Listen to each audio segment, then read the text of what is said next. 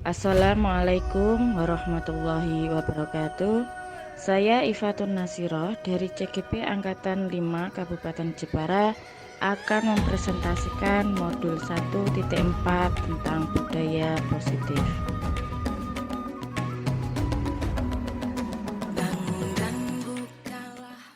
Assalamualaikum warahmatullahi wabarakatuh. Waalaikumsalam warahmatullahi wabarakatuh. Alhamdulillahirabbil alamin wa bihi nasta'in wa ala umuri dunya waddin.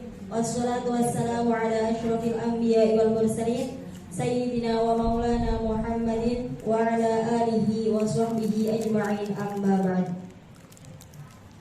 Yang terhormat Kepala Sekolah TK Nusa Indah Serobyong, Ibu Istiqomah SPD.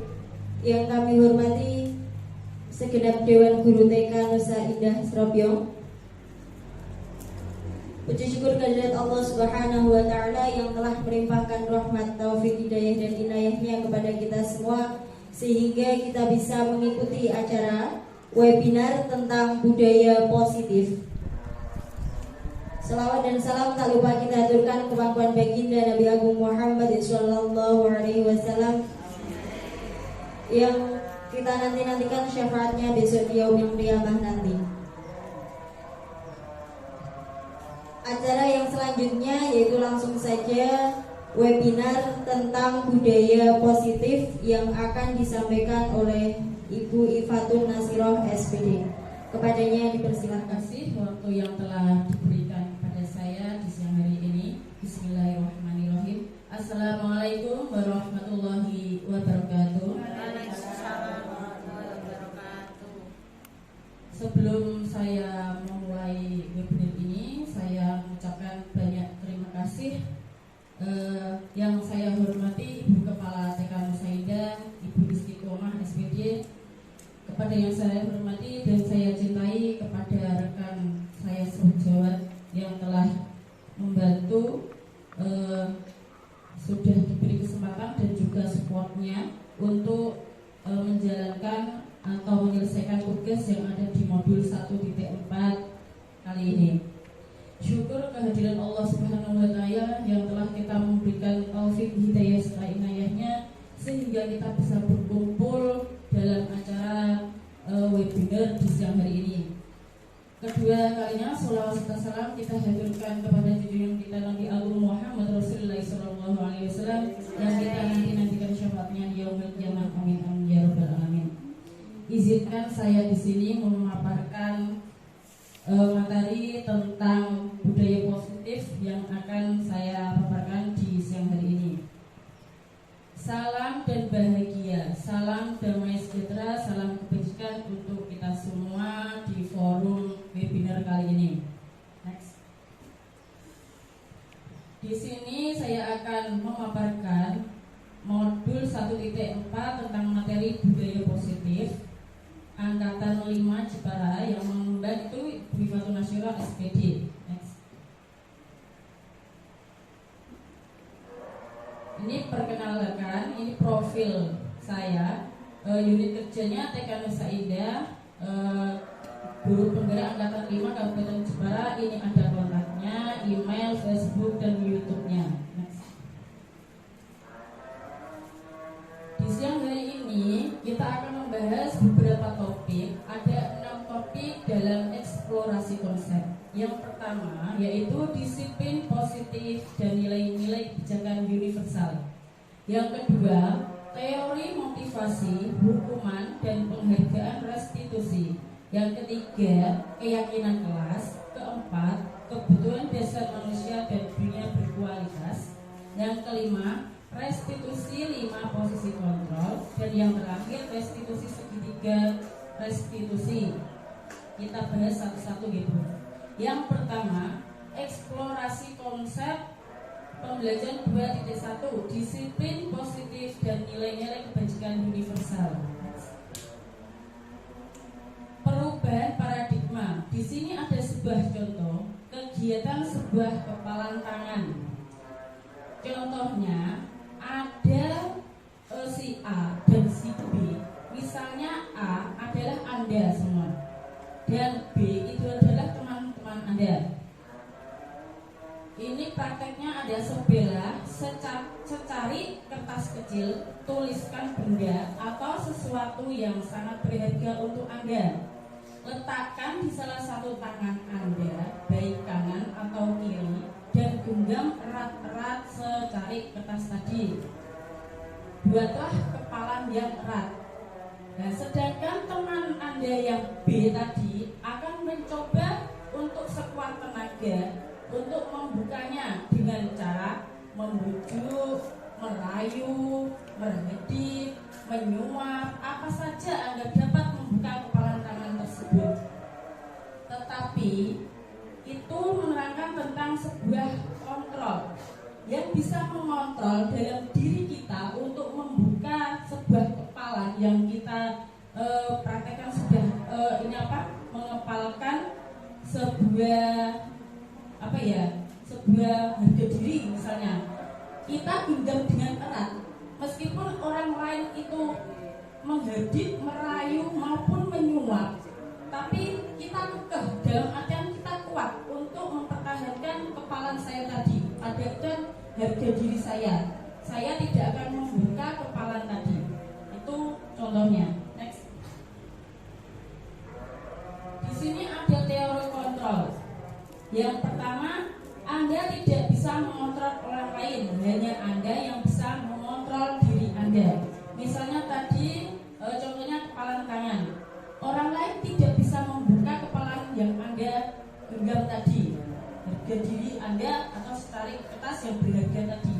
Yang bisa mengontrol untuk membuka kepalan tadi itu diri Anda sendiri, bukan orang lain. Berarti sebuah kontrol itu terletak pada diri kita sendiri, bukan orang lain. Semua perilaku memiliki tujuan. Teori motivasi. Yang pertama, untuk menghindari hukuman. Yang kedua, untuk mendapatkan imbalan. Yang ketiga, untuk menghargai diri sendiri. Di sini ada nilai-nilai kebajikan universal, yaitu keyakinan kelas. Yang ketiga itu model berpikir menang-menang, kolaborasi dan konsensus menciptakan pilihan-pilihan baru. Di sini ada 5 posisi kontrol. Yang pertama yaitu penghukum, yang kedua pembuat rasa bersalah, yang ketiga sebagai teman, yang keempat sebagai pemantau, yang kelima sebagai manajer. Dan di sini posisi yang memegang kendali yang paling banyak untuk pendidik, yang paling banyak dipilih itu bagian posisi kontrol manager. Itu mencakup segitiga restitusi yang mencakup 3 tahap, yaitu menstabilkan identitas, validasi kebutuhan, dan menanyakan keyakinan. Yang terakhir 5 kebutuhan dasar manusia. Di sini ada 5 kebutuhan manusia. Yang pertama yaitu penguasaan. Yang kedua, kasih sayang dan rasa diterima di masyarakat. Yang ketiga, kesenangan. Yang terakhir yaitu kebebasan. Nah, di sini ada pengertian atau definisi dari disiplin. Apakah makna disiplin itu? Berasal dari bahasa Latin, disiplin yang artinya belajar. Makna asal dari kata ini berkonotasi dengan disiplin diri dari murid-murid Socrates dan Plato. Disiplin diri membuat orang menggali potensinya menuju sebuah tujuan apa yang dia hargai. Namun dalam budaya kita, makna kata disiplin telah berubah menjadi sesuatu yang dilakukan seseorang pada orang lain untuk mendapatkan kepatuhan. Kecenderungan umum adalah menghubungkan kata disiplin dengan ketidaknyamanan, bukan dengan apa yang kita hargai atau pencapaian suatu tujuan mulia. Next. Di sini ada beberapa nilai-nilai kebijakan universal. Universal itu menyeluruh. Jadi nilai-nilai kebaikan atau kebajikan yang menyeluruh bagi kita semua. Nilai-nilai kebajikan adalah sifat-sifat positif manusia yang merupakan tujuan mulia yang ingin dicapai setiap individu. Nilai-nilai tersebut bersifat universal dan lintas bahasa, suku bangsa, agama maupun latar belakang. Setiap perilaku atau perbuatan memiliki suatu tujuan. Itu dari Dr. William Gleason pada teori kontrolnya. Setiap perilaku atau perbuatan memiliki suatu tujuan. Dengan mengaitkan nilai-nilai kebajikan yang diyakini seseorang, maka motivasi intrinsiknya, motivasi dalam diri dia akan terbangun sehingga menggerakkan motivasi dari dalam untuk dapat mencapai tujuan mulia yang diinginkan. Terus yang terakhir, nilai-nilai kebajikan yang ingin dicapai oleh setiap anak Indonesia, kita dengan profil pelajar Pancasila. Profil pelajar Pancasila ini terdiri dari beriman, bertakwa kepada Tuhan Yang Maha Esa dan berakhlak mulia. Yang kedua, mandiri. Yang ketiga, bernalar kritis. Yang keempat, berkebinekaan global. Yang kelima, bergotong royong. Yang terakhir, kreativitas. Next. Pada eksplorasi konsep yang kedua yaitu teori motivasi hukuman dan penghargaan restitusi. Teori motivasi perilaku manusia di sini dibagi tiga. Ada tiga motivasi eksternal. Eksternal itu dari luar. Nah, misalnya untuk menghindari ketidaknyamanan atau hukuman. Apa yang akan terjadi apabila saya tidak melakukannya? Menghindari hukuman itu bisa termasuk kategori motivasi eksternal. Yang kedua, motivasi eksternal lagi untuk mendapatkan imbalan atau orang lain dari luar. Apa yang akan saya dapatkan apabila saya melakukannya? Itu misalnya. Terus yang ketiga, ini motivasi internal. Internal itu dari dalam diri si anak. Itu ada motivasi yang terbangun dari dalam diri anak sendiri, bukan dari motivasi dari luar. Tujuannya adalah disiplin positif untuk menghargai dirinya sendiri, si anak tadi. Saya akan menjadi orang seperti apa bila saya melakukannya hal tersebut. Next.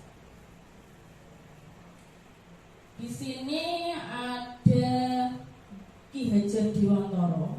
Ini memaparkan merdeka. Merdeka itu artinya tidak hanya terlepas dari perintah, akan tetapi juga cakap buat memerintah diri sendiri. Artinya merdeka bukan ini Bu. Tidak hanya terlepas dari perintah-perintah yang ada di sebuah lembaga atau masyarakat, tapi kita bisa membuat memerintah diri kita sendiri. Itulah lebih yang lebih utama untuk merdekakan diri kita sendiri. Itu filosofi dari Ki Hajar Dewantara. Next. Sekarang selanjutnya adalah segitiga restitusi. Restitusi. Apa itu restitusi? Restitusi adalah proses menciptakan kondisi bagi murid untuk memperbaiki kesalahan mereka sehingga mereka bisa kembali pada kelompok mereka dengan karakter yang lebih kuat.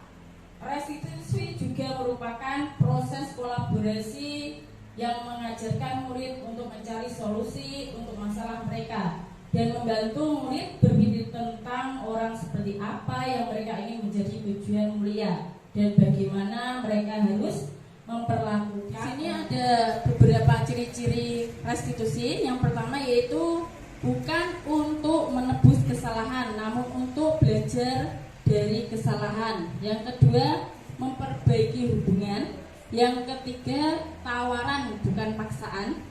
Yang keempat, restitusi menuntun untuk melihat ke dalam diri kita. Yang kelima, restitusi mencari kebutuhan dasar yang mendasari tindakan kita. Yang keenam, restitusi diri adalah cara yang paling baik. Yang ketujuh, restitusi fokus pada karakter bukan tindakan. Yang kedelapan, restitusi fokus pada solusi. Yang terakhir yaitu restitusi mengembalikan murid yang berbuat salah pada kelompoknya. Materi selanjutnya yaitu eksplorasi konsep yang ketiga, keyakinan kelas. Mengapa tidak peraturan saja? Mengapa harus keyakinan kelas? Nah, di sini ada 3 poin. Mengapa kita memiliki peraturan harus menggunakan helm bila mengendarai? Kita memiliki peraturan harus menggunakan helm. Kalau peraturan suatu saat dia akan lalai. Tapi kalau kita ada keyakinan ini menuju menggunakan helm ini demi keselamatan diri kita sendiri. Jadi kalau ada keyakinan itu muncul dari diri kita sendiri, dari dalam motivasi intrinsik dari dalam diri kita sendiri. Jadi kita berpikir itu menggunakan helm buat keselamatan. Jadi kita harus memakai, bukan sekedar peraturan. Peraturan yang kedua yaitu mengapa kita memiliki peraturan 3M, menggunakan masker, mencuci tangan, dan menjaga jarak 1,5 meter. Ini keyakinan dalam diri kita untuk menuju kesehatan, bukan cuma peraturan. Kalau peraturan suatu saat kita akan meninggalkan. Oh, pakai masker baru corona, ini peraturan ini. Nah, tapi kalau keyakinan timbul dari diri kita sendiri buat keselamatan, kita pasti pikir-pikir 2 kali untuk memakainya. Dalam artian kita harus pakai demi keselamatan diri kita sendiri. Terus yang ketiga, mengapa kita memiliki peraturan harus datang tepat waktu pada saat mengikuti pelatihan? Kalau memang cuma peraturan, mungkin hari kedua, hari ketiga, mungkin kita akan terlambat. Hari pertama, molor. Nah, masih molor waktunya. Nanti besok pagi tambah waktunya. Nah, itu peraturan. Tapi kalau kita timbul motivasi dalam diri kita, ada suatu keyakinan, kalau kita datang tepat waktu, pikir kita nanti bisa duduk di depan, terus nanti bisa dapat materi dengan jelas. Nah, itu salah satunya itu ya.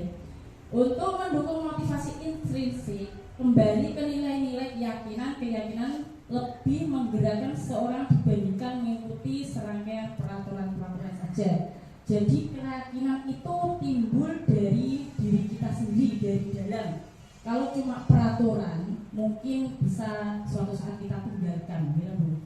Terus selanjutnya budaya positif. Di sini ada sebuah lingkaran. Ini ada budaya positif yang mencakup yang pertama yang kuning itu lingkungan positif, juga mempengaruhi budaya positif.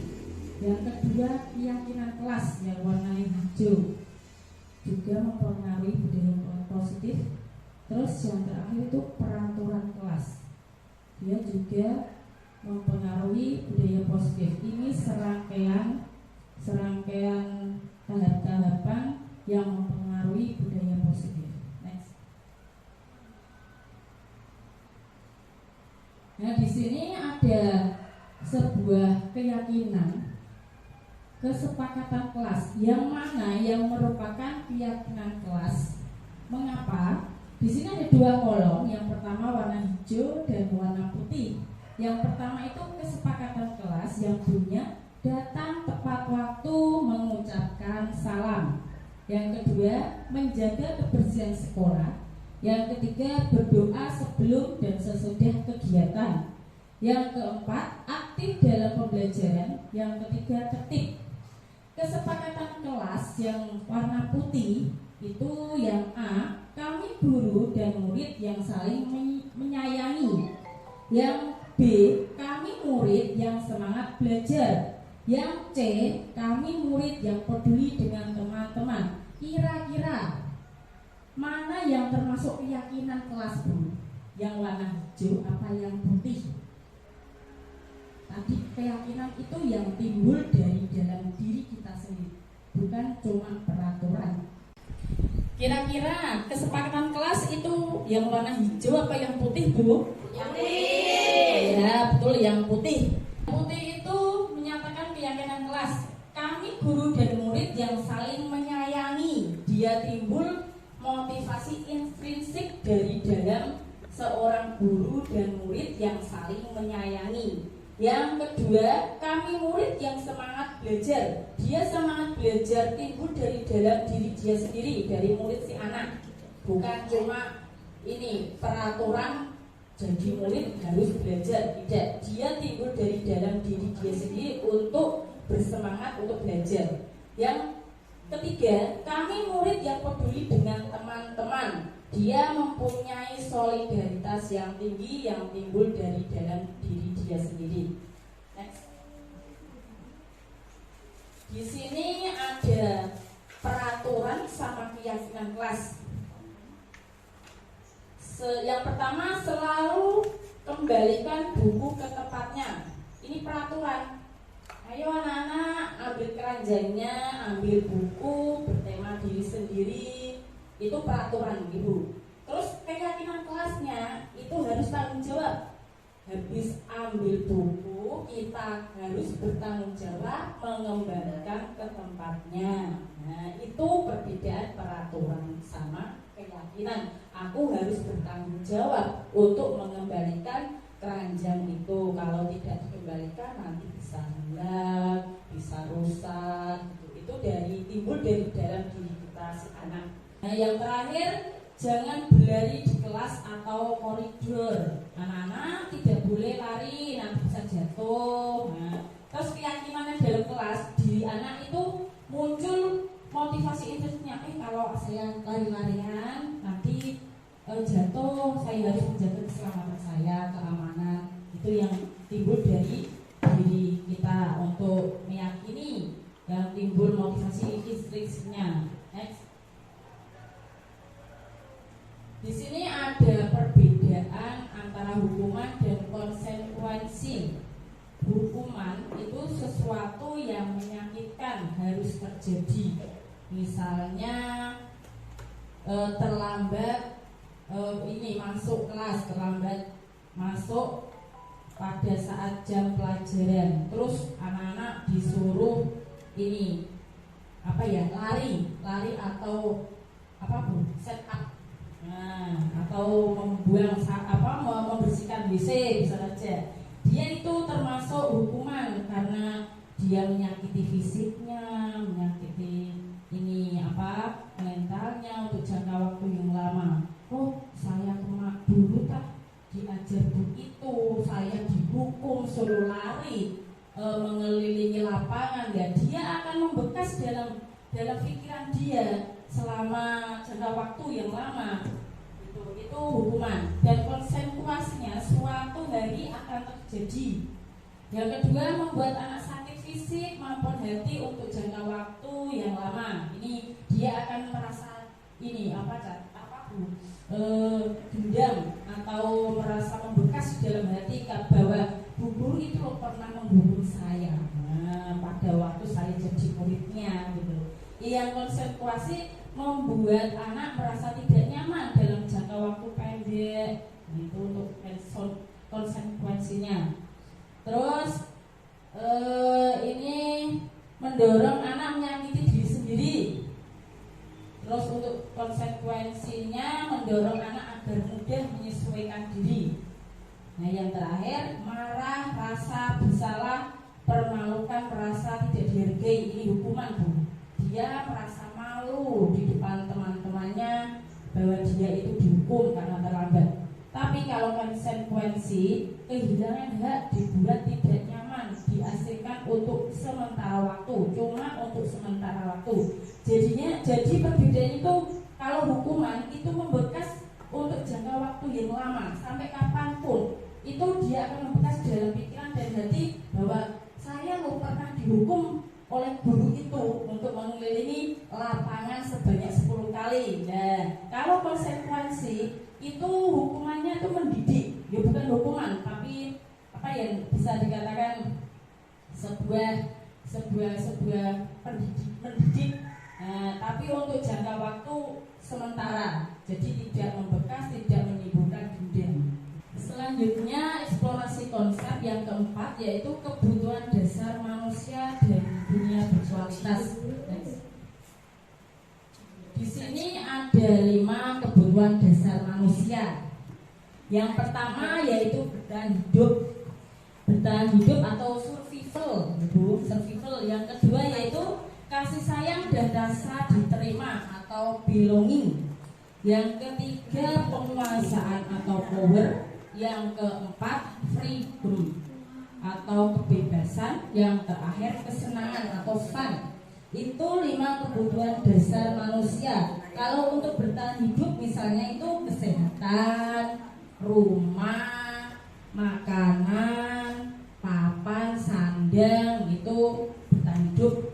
Kalau untuk kasih sayang itu misalnya teman, keluarga, teman sejawat, dia kasih sayang, cinta, suami, istri, anak, nah itu kasih sayang. Terus untuk kebutuhan kebebasan yang freedom, ya, itu kesempatan untuk membuat pilihan. Kebebasan berarti bebas untuk membuat pilihan. Kita seorang manusia itu dihadapkan oleh sebuah pilihan. Kita mempunyai pilihan, tidak dipaksa orang lain. Terus memberi kesempatan pada mereka untuk mencoba hal-hal yang baru. Itu kebebasan, tidak tertekan. Terus kebutuhan untuk kesenangan atau fun. Fun, baik saja fun, ya. Terus yang terakhir itu penguasaan atau power. Itu 5 kebutuhan dasar manusia.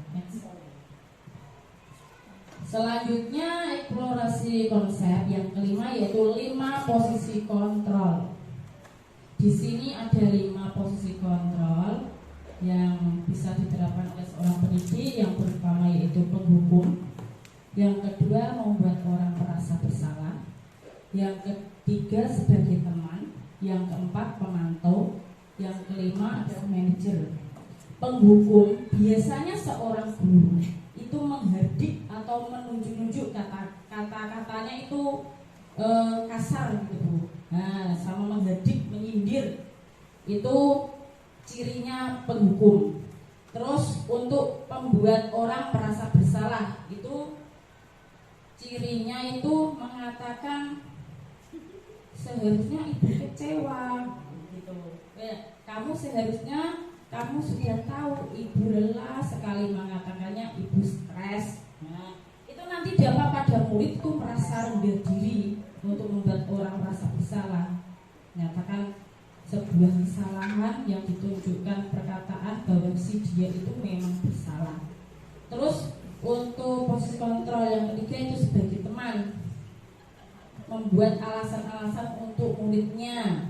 Nah, ini dampak pada murid itu lemah, tidak mandiri, tergantung pada teman tadi. Misalnya guru membantu sebuah pekerjaan si anak didiknya.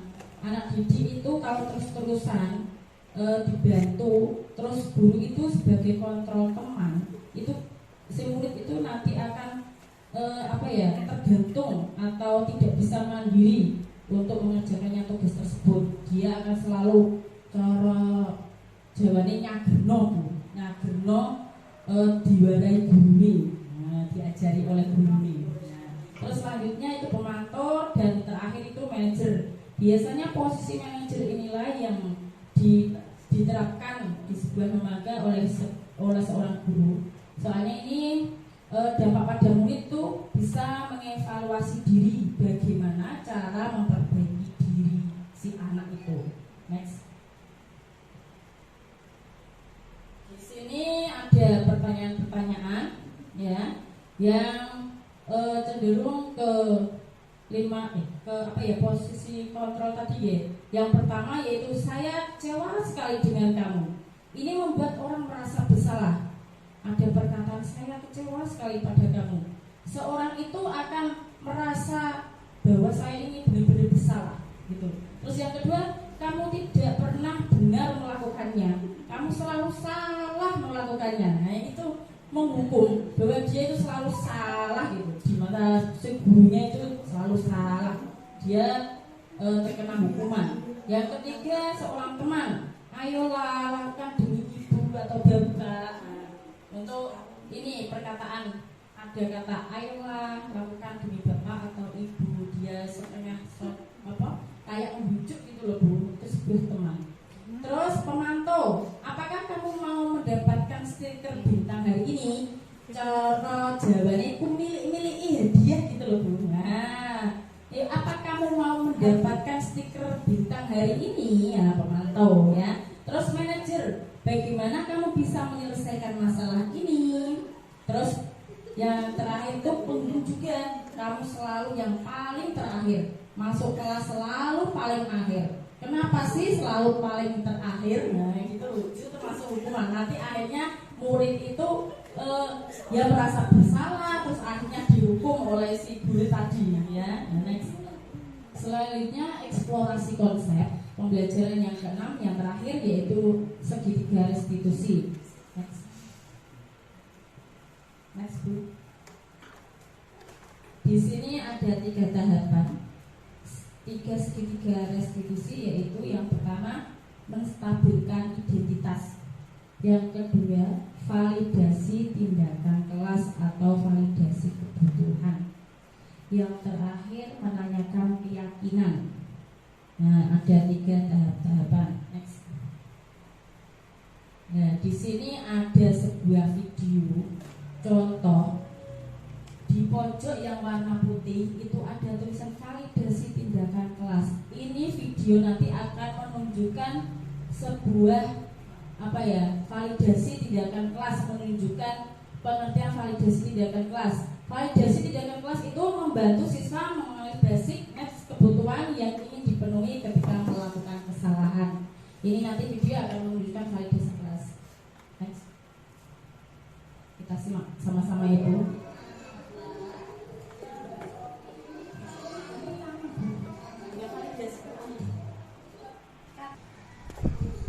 Ya, kita lihat sama-sama sebuah contoh validasi tindakan kelas. Si anak membuang sampah sembarangan. Si guru memvalidasi kesalahan si anak tersebut.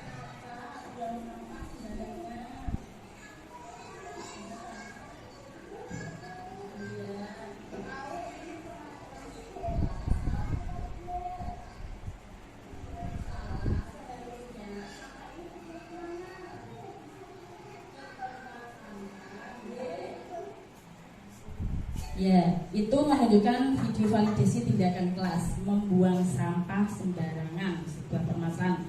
Yang kedua, video yang kedua soal keyakinan kelas. Si guru menanyakan keyakinan kelas kepada si murid tersebut yang membuang sampah sembarangan.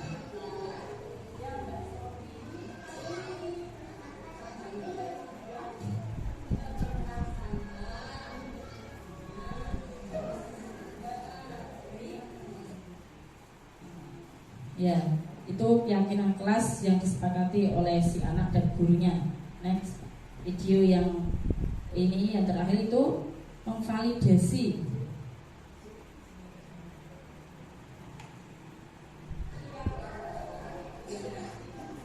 Menstabilkan identitas.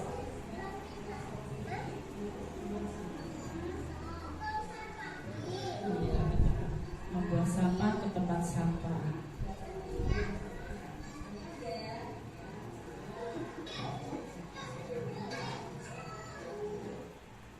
Ya, itu video keyakinan apa yang Mbak Sofi itu ketahui.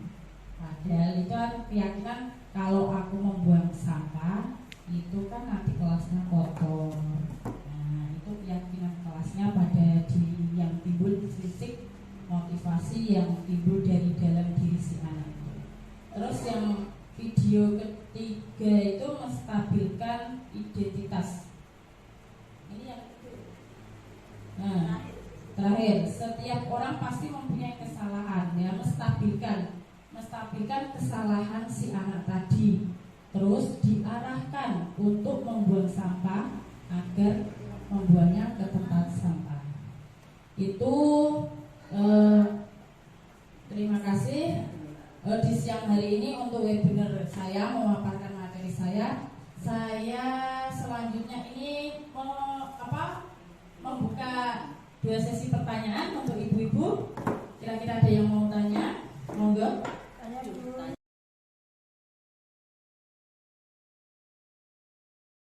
Assalamualaikum warahmatullahi wabarakatuh. Waalaikumsalam.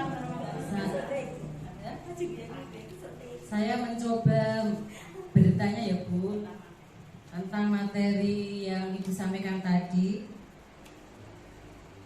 Bagaimana cara menerapkan budaya positif di dalam kelas pada anak-anak di TK. Assalamualaikum warahmatullahi wabarakatuh. Terima kasih atas waktu yang sudah diberikan kepada saya. Saya di sini akan bertanya. Kita sebagai pendidik tentunya setiap hari dihadapkan oleh masalah anak didik kita dan harus kita selesaikan.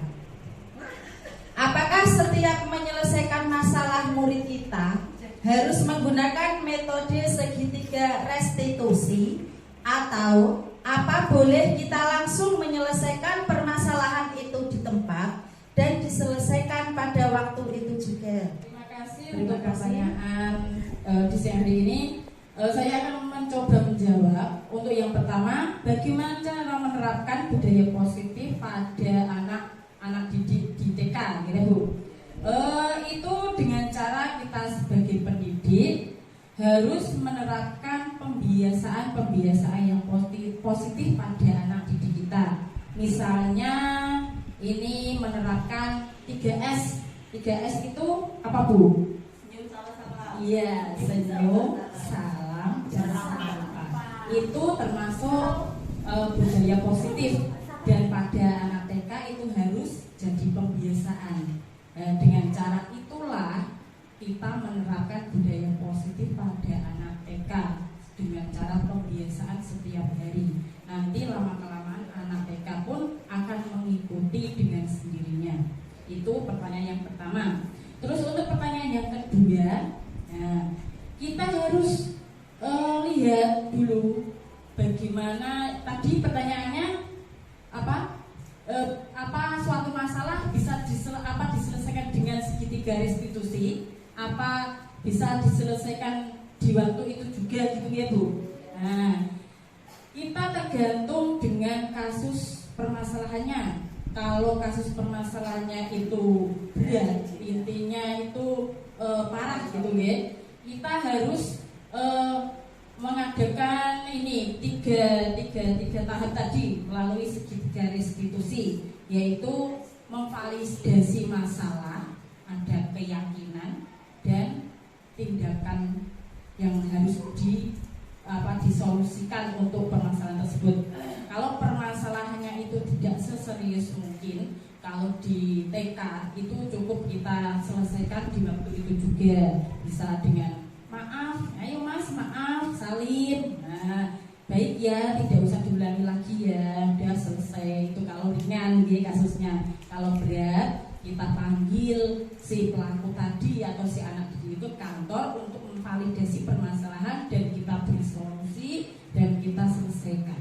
Gitu. Ya. Webinar di siang hari ini semoga bermanfaat bagi kita semua, Ibu ya. Kalau bisa diterapkan di lembaga kita masing-masing supaya anak didik kita bisa mengenal adanya budaya positif. Gitu ya. Kiranya itu yang bisa saya paparkan di siang hari ini. Wabillahi taufiq wal hidayah. Wassalamualaikum warahmatullahi wabarakatuh. Alhamdulillahirobbilalamin. Webinar tentang budaya positif sudah disampaikan. Semoga webinar kali ini apa yang kita simak tadi hari ini bermanfaat bagi kita semua dan kita juga bisa menerapkan kepada anak didik kita. Terima kasih. Assalamualaikum warahmatullahi wabarakatuh.